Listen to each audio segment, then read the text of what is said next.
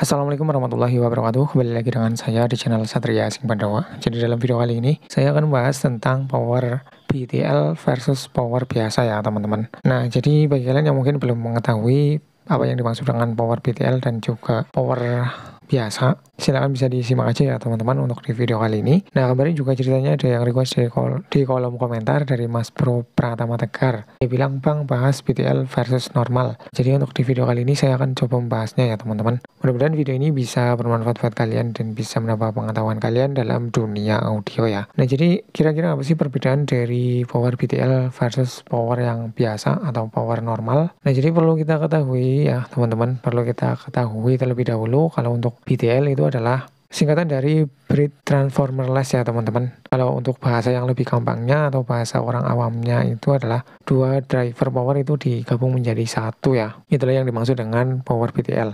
Nah, sedangkan untuk power normal atau power biasa, satu driver power itu nggak digabung ya teman-teman. Jadi untuk kerjanya juga sendiri-sendiri ya. Itulah yang dimaksud dengan power biasa atau power normal. Jadi saya ulangi ya, kalau untuk power BTL itu adalah dua driver power digabung menjadi satu, untuk outputnya dijadikan satu channel ya teman-teman. Nah, sedangkan kalau untuk power biasa atau power normal, power tersebut itu cuma menggunakan satu driver power untuk satu output tentunya ya. Nah, jadi seperti itu ya teman-teman untuk pengertian dari BTL, power BTL dan juga power biasa atau power normal.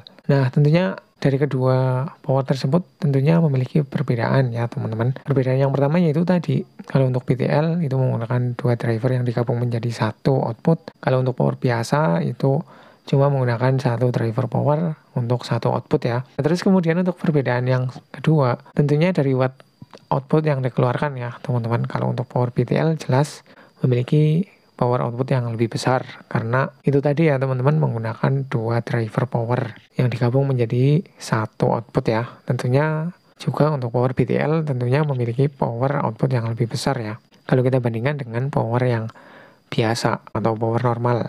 Misalkan saja ya untuk power normal itu cuman bisa mengeluarkan 100 watt satu channel ya. Nah, kalau untuk power BTL itu bisa mengeluarkan dua kali lipatnya. Berarti untuk satu channel dari power BTL itu bisa menghasilkan 200 watt output ya teman-teman. Jadi bisa dibilang atau bahasa gampangannya kalau untuk power BTL itu bisa mengeluarkan daya dua kali lipat dari power biasa atau power normal ya teman-teman. Karena memang untuk di dalamnya itu menggunakan dua driver power versus satu driver power. Tentunya untuk output suara yang dikeluarkan juga akan sangat berbeda jauh ya. Jadi itu ya teman-teman perbedaannya untuk power BTL dan juga power biasa atau power normal.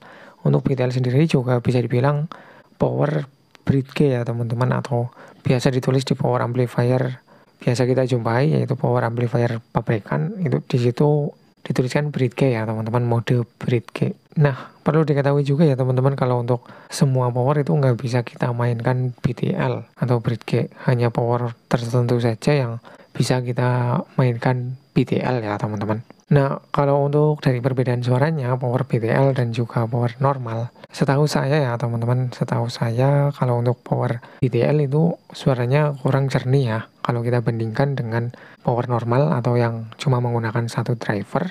Jadi memang kalau untuk power BTL itu bisa mengeluarkan suara yang lebih keras, terus kemudian watt powernya juga lebih gede ya. Tapi untuk kualitas suaranya juga sedikit lebih jernih yang power biasa ya teman-teman, power yang non BTL atau power normal. Mungkin untuk penggabungan dua driver juga mempengaruhi untuk kualitas suaranya ya teman-teman. Jadi kalau ditanya juga untuk power BTL versus normal itu sebaiknya pilih mana sih? Ini juga menyesuaikan juga ke kebutuhan kita ya teman-teman, ataupun juga ke selera kita. Kalau kita mungkin punya speaker yang memiliki daya watt besar, terus kemudian power yang kita miliki untuk output per channelnya itu kecil, kita bisa mainkan secara BTL ya teman-teman, selama power tersebut masih mendukung atau bisa mendukung mode BTL. Itulah keunggulan dari power BTL ya teman-teman. Jadi lebih simple, kita nggak perlu menambah power tambahan lagi ya, karena power tersebut atau power yang kita punya itu sudah mendukung BTL.